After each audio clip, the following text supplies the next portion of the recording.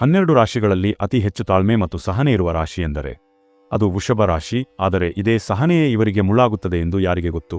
ಹೊರಗಿನಿಂದ ಬೆಟ್ಟದಷ್ಟು ಗಟ್ಟಿಯಾಗಿ ಕಾಣುವ ಇವರ ಎದೆಯೊಳಗೆ ಹೇಳಿಕೊಳ್ಳಲಾಗದ ನೋವಿನ ಸಾಗರವೇ ಅಡಗಿರುತ್ತದೆ. ವೃಷಭ ರಾಶಿಯವರ ಜೀವನ ಅಂದುಕೊಂಡಷ್ಟು ಸುಲಭವಲ್ಲ. ಇವರು ನಗುವಿನ ಹಿಂದಿನ ನೋವು, ಮೌನದ ಹಿಂದಿನ ಆಕ್ರಂದನ ಯಾರಿಗೂ ಕೇಳಿಸಲ್ಲ. ಇವರು ಯಾಕೆ ಇಷ್ಟೊಂದು ಕಷ್ಟಪಡುತ್ತಾರೆ, ಇವರ ತ್ಯಾಗಕ್ಕೆ ಬೆಲೆ ಸಿಗುವುದು ಯಾವಾಗ?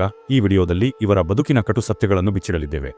ವಿಡಿಯೋ ಕೊನೆವರೆಗೂ ನೋಡಿ. ವೃಷಭ ರಾಶಿಯವರಾಗಿದ್ದರೆ ಜೈ ಆಂಜನೇಯ ಅಥವಾ ನಿಮ್ಮ ಇಷ್ಟದೈವದ ಹೆಸರನ್ನು ಕಾಮೆಂಟ್ ಮಾಡಿ. ನಮಸ್ಕಾರ ಸ್ನೇಹಿತರೆ.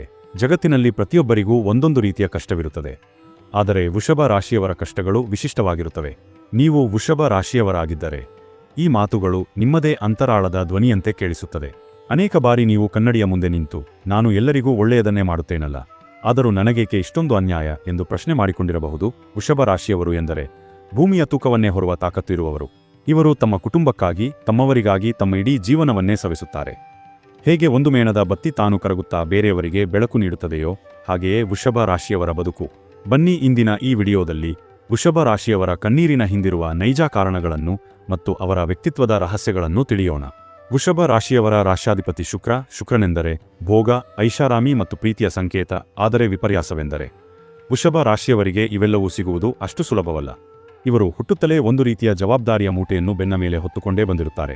ಇವರ ಸ್ವಭಾವ ಹೇಗಿರುತ್ತದೆ ಎಂದರೆ ಇವರು ಕಷ್ಟಪಟ್ಟು ದುಡಿಯುವುದರಲ್ಲಿ ಎತ್ತುಗಳಂತೆ. ಎತ್ತು ಹೇಗೆ ತನ್ನ ಒಡೆಯನಿಗಾಗಿ ದಿನವಿಡೀ ದುಡಿಯುತ್ತದೆಯೋ ಹಾಗೆಯೇ ವೃಷಭ ರಾಶಿಯವರು ತಮ್ಮವರಿಗಾಗಿ ದುಡಿಯುತ್ತಾರೆ.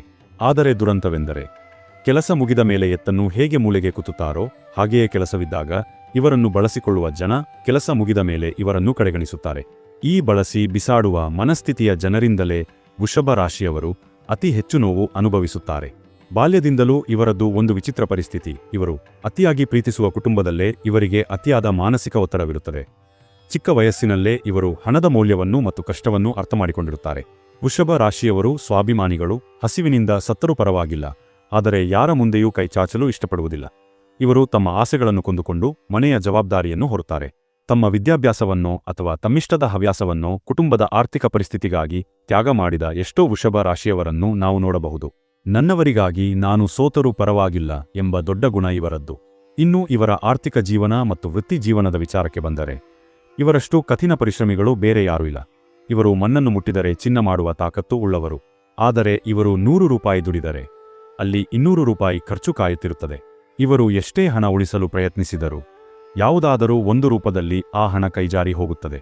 ಅಚ್ಚರಿಯ ವಿಷಯವೆಂದರೆ ವೃಷಭ ರಾಶಿಯವರು ಬೇರೆಯವರ ಬಿಸಿನೆಸ್ ಅಥವಾ ಕೆಲಸವನ್ನು ಅತ್ಯಂತ ಅಚ್ಚುಕಟ್ಟಾಗಿ ನಿಭಾಯಿಸುತ್ತಾರೆ.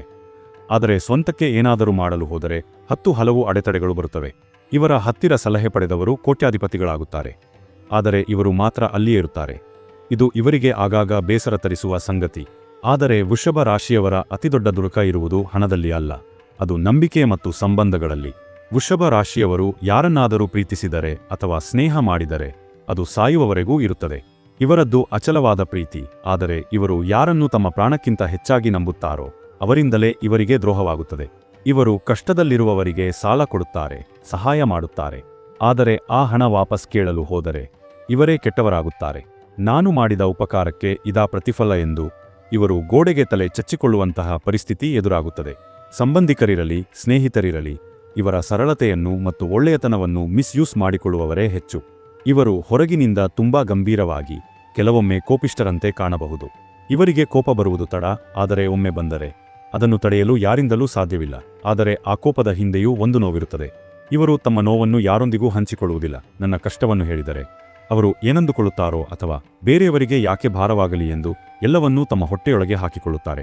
ಇವರದ್ದು ಒಂಥರ ನೀಲಾಕಂಠನ ಸ್ಥಿತಿ. ವಿಷವನ್ನೆಲ್ಲ ಗಂಟಲಲ್ಲಿ ಇಟ್ಟುಕೊಂಡು ಜಗತ್ತಿಗೆ ಅಮೃತವನ್ನು ಹಂಚುವ ಗುಣ. ರಾತ್ರಿ ದಿಂಬಿನಲ್ಲಿ ಮುಖ ಮುಚ್ಚಿ ಆಳುವ ಇವರು ಬೆಳಗ್ಗೆ ಎದ್ದ ಕೂಡಲೇ ಮುಖದ ಮೇಲೆ ಒಂದು ಸುಂದರ ನಗು ಇಟ್ಟುಕೊಂಡು ಪ್ರಪಂಚವನ್ನು ಎದುರಿಸುತ್ತಾರೆ. ಹಾಗಾದರೆ ವೃಷಭ ರಾಶಿಯವರಿಗೆ ಪರಿಹಾರವೇ ಇಲ್ಲವೇ? ಖಂಡಿತ ಇದೆ. ಪ್ರಕೃತಿ ಯಾವಾಗಲೂ ಬಲಶಾಲಿಗಳನ್ನೇ ಪರೀಕ್ಷಿಸುವುದು. ವೃಷಭ ಎಂದರೆ ಭೂಮಿ ತತ್ವದ ರಾಶಿ. ಭೂಮಿಯನ್ನು ಎಷ್ಟು ಅಗೆದರೂ ತುಳಿದರೂ ಅದು ಹೇಗೆ ತಣ್ಣಗಿರುತ್ತದೆಯೋ, ಕೊನೆಗೆ ಬೆಳೆ ಕೊಟ್ಟು ಸಲಹುತ್ತದೆಯೋ ಹಾಗೆಯೇ ನೀವು. ನಿಮ್ಮ ತಾಳ್ಮೆಯೇ ನಿಮ್ಮ ಶಕ್ತಿ. ದೇವರು ನಿಮಗೆ ಇಷ್ಟೆಲ್ಲ ಕಷ್ಟ ಕೊಡುತ್ತಿರುವುದು ನಿಮ್ಮನ್ನು ಸೋಲಿಸುವುದಕ್ಕಲ್ಲ, ನಿಮ್ಮನ್ನು ಇನ್ನಷ್ಟು ಗಟ್ಟಿಯಾಗಿಸುವುದಕ್ಕೆ. ನೆನಪಿಡಿ, ವೃಷಭ ರಾಶಿಯವರು ಜೀವನದ ಉತ್ತರಾರ್ಧದಲ್ಲಿ ಅಂದರೆ 35ರಿಂದ 40 ವರ್ಷಗಳ ನಂತರ ಅದ್ಭುತವಾದ ರಾಜಯೋಗವನ್ನು ಅನುಭವಿಸುತ್ತಾರೆ. ಯಾರು ನಿಮ್ಮನ್ನು ಈ ಹಿಂದೆ ಅವಮಾನಿಸಿದರೋ, ಯಾರು ನಿಮ್ಮನ್ನು ಬಿಟ್ಟು ಹೋದರೋ ಅವರೇ ಮುಂದೆ ನಿಮ್ಮ ಏಳಿಗೆಯನ್ನು ಕಂಡು ನಿಮ್ಮ ಹತ್ತಿರ ಬರುವ ಕಾಲ ಬರುತ್ತದೆ. ನೀವು ಕಟ್ಟುವ ಸಾಮ್ರಾಜ್ಯ ನಿಧಾನವಾಗಬಹುದು, ಆದರೆ ಅದು ಶಾಶ್ವತವಾಗಿರುತ್ತದೆ. ನಿಮ್ಮ ಪ್ರಾಮಾಣಿಕತೆ ಮತ್ತು ನಿಷ್ಠೆಯೇ ನಿಮ್ಮನ್ನು ಕಾಪಾಡುವ ಶ್ರೀರಕ್ಷೆ. ನೀವು ಕೇವಲ ಹಣ ಸಂಪಾದಿಸಲು ಹುಟ್ಟಿದವರಲ್ಲ, ನೀವು 10 ಜನರಿಗೆ ಅನ್ನ ಹಾಕುವ ಅನ್ನದಾತರಾಗಲು ಹುಟ್ಟಿದವರು. ನಿಮ್ಮ ಮನಸ್ಸು ಬೆಣ್ಣೆಯಂತೆ ಮೃದು, ಆದರೆ ನಿಮ್ಮ ಸಂಕಲ್ಪ ವಜ್ರದಂತೆ ಕಠಿಣವಾಗಿರಲಿ. ಸ್ನೇಹಿತರೆ, ಎದೆಗುಂದಬೇಡಿ, ನಿಮ್ಮ ಒಳ್ಳೆಯತನ ವ್ಯರ್ಥವಾಗುವುದಿಲ್ಲ. ನಿಮ್ಮ ಕಣ್ಣೀರಿನ ಪ್ರತಿ ಹನಿಗೂ ದೇವರು ಲೆಕ್ಕ ಇಟ್ಟಿರುತ್ತಾನೆ. ಬಡ್ಡಿ ಸಮೇತ ನಿಮಗೆ ಸಂತೋಷವನ್ನು ವಾಪಸ್ ಕೊಡುತ್ತಾನೆ. ನಿಮ್ಮ ದಾರಿ ಸತ್ಯದ ದಾರಿ. ಅಲ್ಲಿ ಮುಳ್ಳುಗಳು ಇರುವುದು ಸಹಜ, ಆದರೆ ಗುರಿ ತಲುಪಿದಾಗ ಸಿಗುವ ನೆಮ್ಮದಿ ಬೇರೆ ಯಾರಿಗೂ ಸಿಗುವುದಿಲ್ಲ. ಧೈರ್ಯವಾಗಿ ಮುನ್ನಡೆಯಿರಿ. ಕಾಲಾಯ ತಸ್ಮೈ ನಮಃ. ಕಾಲ ಎಲ್ಲದಕ್ಕೂ ಉತ್ತರ ಕೊಡುತ್ತದೆ. ಇದೇ ತರಹದ ಜ್ಯೋತಿಷ್ಯಕ್ಕೆ ಸಂಬಂಧಪಟ್ಟಂತಹ ವಿಡಿಯೋ ನೋಡಲು ನಮ್ಮ ರಾಶಿ ಮಾಸ್ಟರ್ ಚಾನೆಲ್ಗೆ ಸಬ್ಸ್ಕ್ರೈಬ್ ಆಗಿ, ವಿಡಿಯೋ ಲೈಕ್ ಮಾಡಿ, ಶೇರ್ ಮಾಡಿ. ಧನ್ಯವಾದಗಳು.